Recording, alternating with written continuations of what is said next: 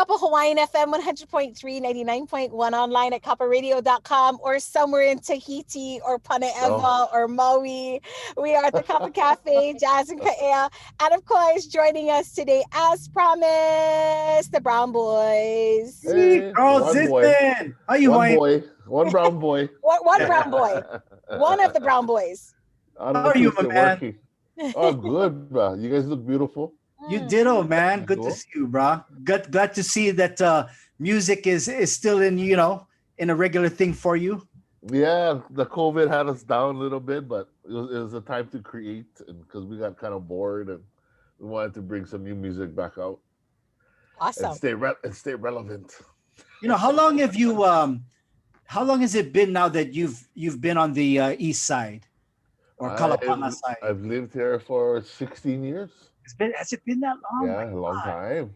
I remember when you first moved here. For those of you youngins who might be tuning in, Carl Zinsman, of course, of the band 3 Plus, and we're excited when you moved here because usually, us guys move over there. So when the Wahoo guys move over, it's nice because they're like, oh, right on. And then you got to, and then of course you made the configuration of the Brown Boys. Tell us the configuration and how that came to be. Oh, the good story. Actually, it started in Oahu. The Brown Boys was with me and my cousin Eric Lee, who plays for, or he's a solo artist now, but he used to play with Makahasans and Nakama.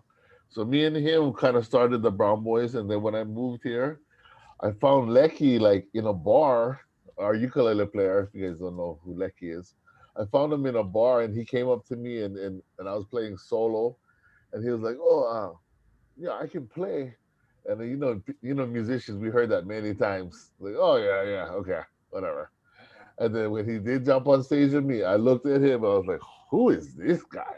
Right, he can play, man. Oh yeah, and then he's from Oahu also, so I kind of coaxed him into moving up here, and I got him a job at HPM, and he's been here just as long as I have from Oahu.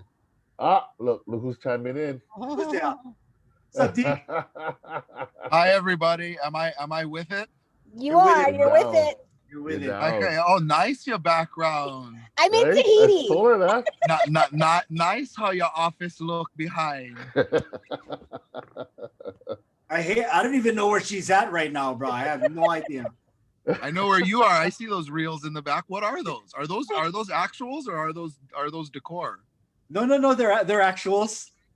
No way. That's crazy. They're used. Wow. I saw some onto them if requested. Yeah.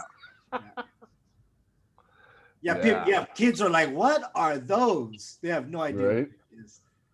How did Damon come into the configuration? Minority quota. Yeah. I had to fill the quota with minority now. I've known Damon for over 20 years. When he used to tour with Feege, and 3 Plus used to tour at Feege, we were hanging out, but way back in the day. So when I moved here, he was the first person I seen when I walked off the plane, because he was working at Aloha Airlines at the time. Raja. And as soon as I came off, he looked at me. He was like, "Oh, we're playing Sunday, by the way," and that was it. We just kept it always going. We've always been friends, and we always been in the studio together and eating at each other's houses. That was back in the good old days before COVID, when you could make $100,000 a year playing at baby parties. Now, D, it's kind of this is a different vibe for you playing in this configuration too, because you're more playing ukulele and kind of playing the side dude in a sense, or I wouldn't say the side dude, but you're part of a band where you normally aren't. Yeah, no, it's to be honest, Jazz, it's just super fun, bro. I mean, if you look at the stuff that we play live with Brown Boys, and I joined the Brown Boys after, because Carl had created the group, I think at least a year or maybe 2 before I got asked to join with them. And it's just fun, dude. I mean, all of the Cow Crater Boys, Country Comfort, CNK, like those acoustic songs that we all grew up in our generation, jamming to those things in high school. And I mean, I come from the generation where you weren't cool unless you were walking around middle school with a ukulele in your hand. Yeah. And so coming from that generation and loving those albums as much as we do, to be able to you know, do our version and reiterate and play those songs, it's been one of my biggest joys being in the Brown Boys, truly, you know. And we sound good. I mean, Lecky is killing it. We get 3-part harmony. It's fun, bro. Yeah, it's fun.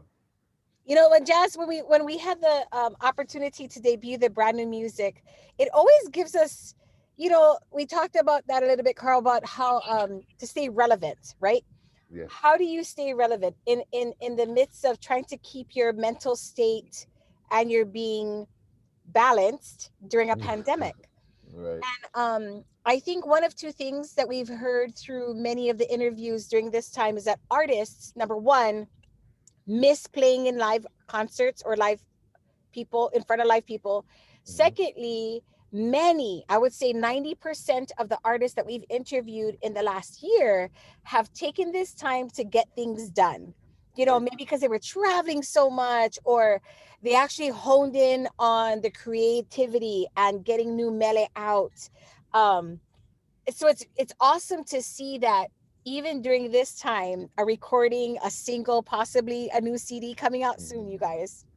Yeah, we are actually working on a CD, but I think you nailed it right on the head.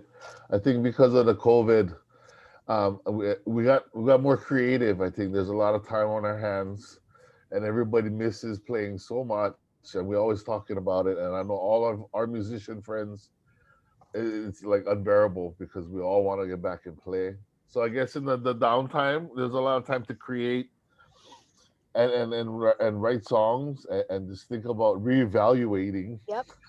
our lives, because this is pretty much our life. I mean, we work. I have regular jobs, but Right. we love it so much that when it got cut off, it really kind of hurt us, like, oh, really bad. So we had to get another outlet. The other outlet was to create new music and put something out just to stay relevant, like how you said. It's awesome.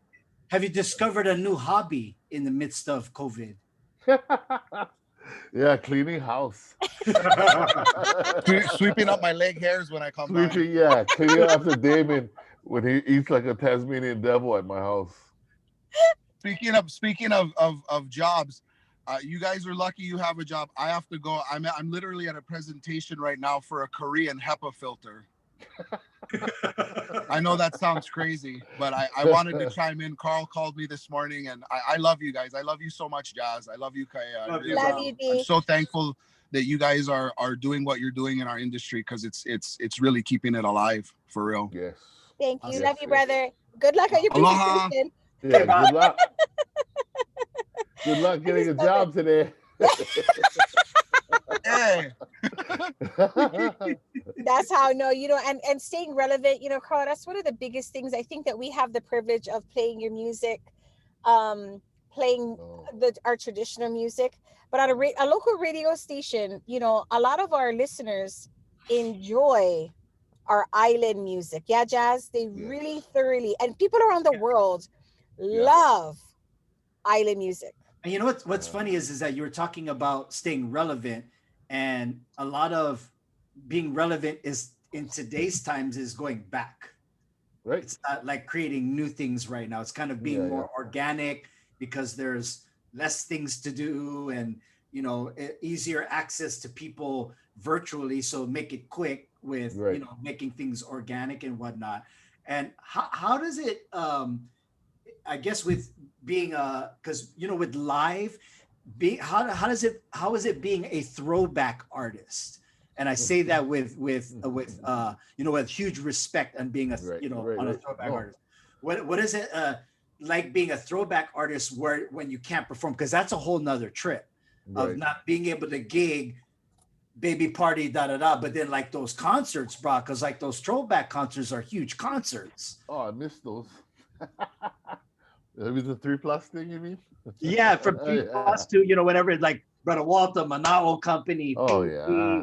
You know, like those concerts are cool because it's good for our generation, but it's also the newer generations gets to see why you guys were so popular. Exactly. Because me, you, Kaya, and all the people you mentioned, we're all from that same era. And we all got our start at the same time. So to me, it's like an homage for all the music that we enjoyed growing up with our parents listening and playing constantly.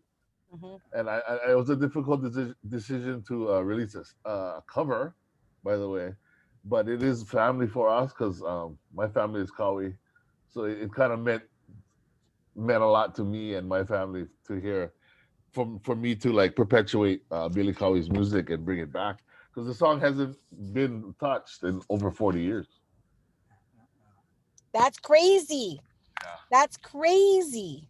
For 40 years, when I told my family I was I'm gonna redo this song, they were like, "Really? We love this song!" And yeah, it kind of meant a lot to us, especially like me, Damon, and Lecky, because we're like the same age, and we're all the same age, and this music is what we all grew up on. Right. And I loved it. Yeah, Well, it's an era of songwriting that is kind of no more. Not that people can't write good songs nowadays. Yeah. It's just a different time. There wasn't that much negativity back then. Like a lot of times we're writing about isms and schisms and stuff like that all the time. Where back then it was just about let's just make love in bed. Like wholesome. Yeah. Yeah. But you know that's kind of crazy though. Billy Kawi, I mean, are you planning to, do you think that there's any other, because I think that those years were classic years. Oh yeah, the late 70s. Yeah. Oh man, and the music created was so genuine. You know what I mean? I don't think we'll ever hear that kind of stuff again. No. And that's when lead singers had panties thrown at them. Oh yeah, right? Especially Billy. Yeah, Billy. Oh yeah, Bradbury. Couch, Mackie, like all those guys, bro, like serious kind. I've talked to some of those OGs in interviews and talked off air, and like got stories are like, wow, Buddha. Yeah. The stories they don't say. Yeah. All down, bro.